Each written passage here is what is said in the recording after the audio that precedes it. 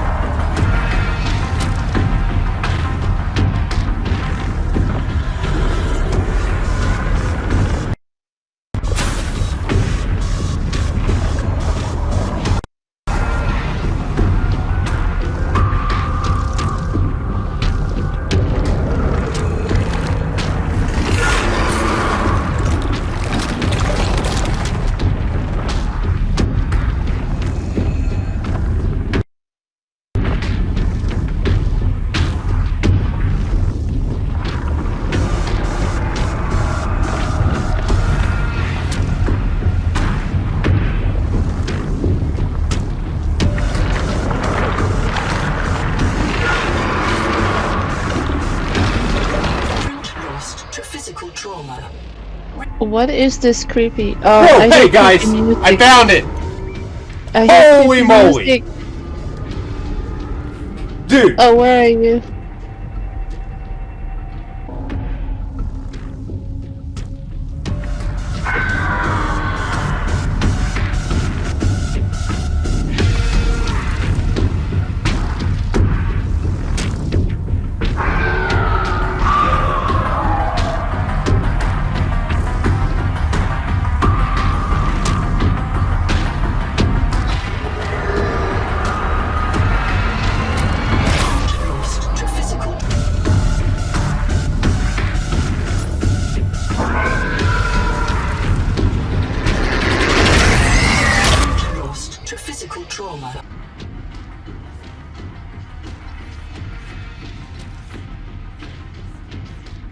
I got it. Got it. Let's hear what it says. You're welcome. Multiple, 3 of them. Whoa!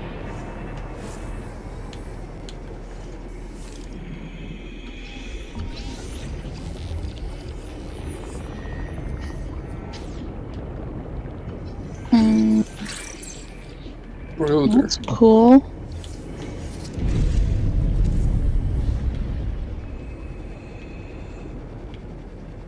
I'm gonna attack it. What it is? Headshot, headshot. Flank them. Okay, so this. You holding on? Yeah.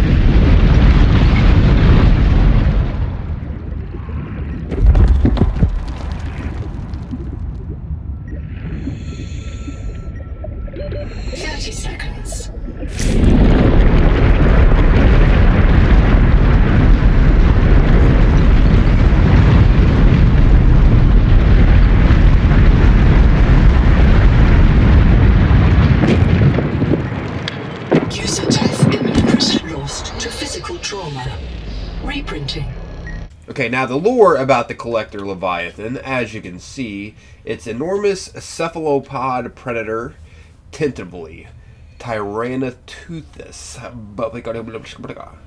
It feeds on hard-shelled, heavily defended prey. Solitary but highly intelligent, likely a deep-sea creature.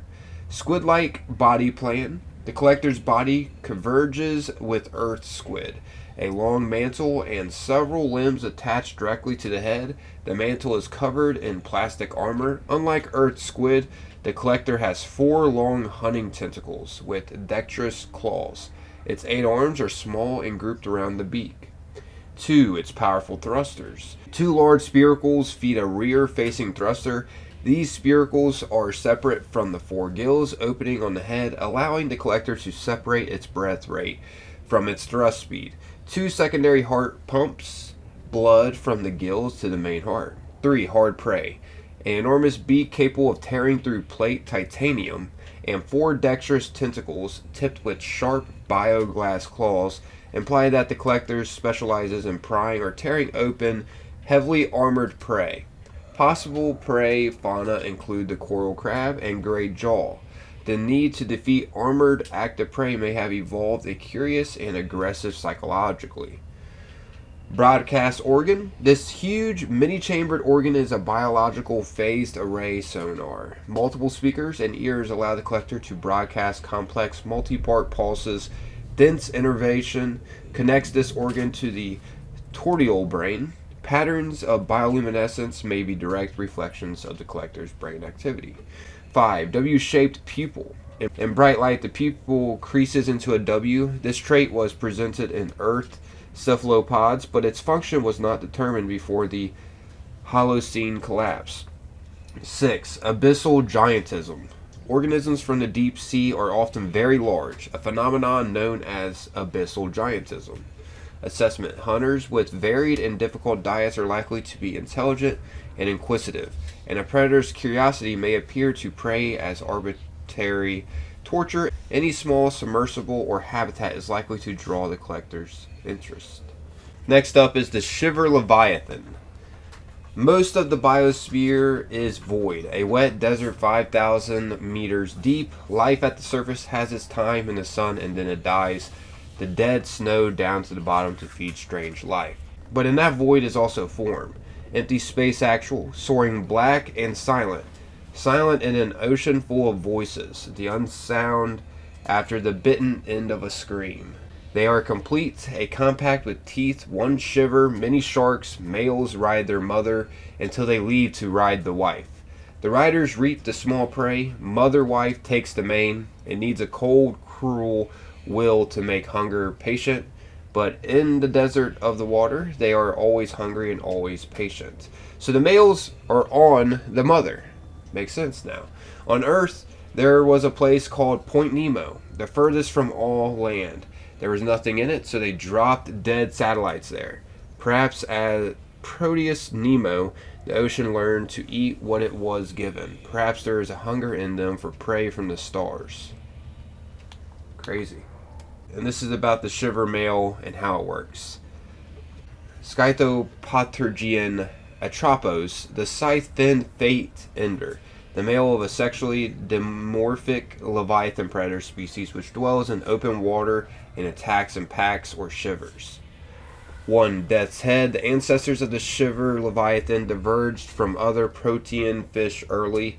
The armor-plated skull and long, highly developed limbs resembling wings and claws are defining traits of the clade. The closest living relative may be the four-eye. The body plan is optimized for slow cruises through deep water, interrupted by sudden rapid attacks, and armored skulls suggests that prey fight back.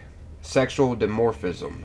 Male Shiver Leviathans are smaller and more agile than the large female. They also lack the female's distinctive tail organs, which may be a form of long-range towed-arrayed sonar.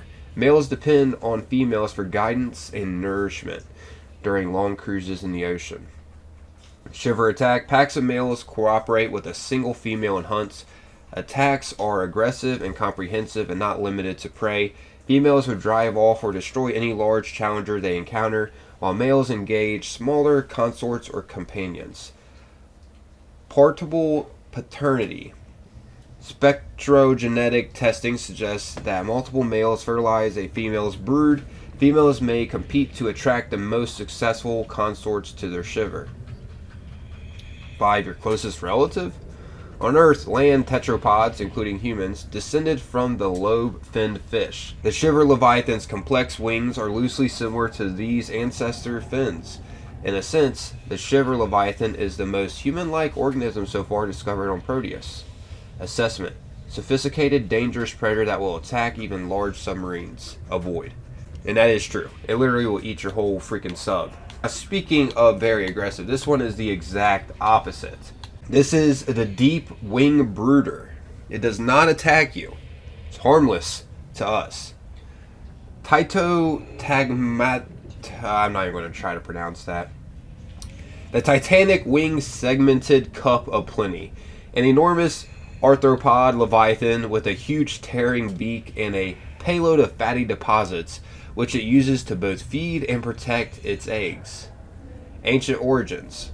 The brooder's ancestors, the Tagmotapteria, winged segmented ones, evolved very early in the development of protean arthropods. Their limbs all evolved into paddles, the thorax developed a deep keel, and maxillipeds beneath the mouth transformed into eyes by homeosis.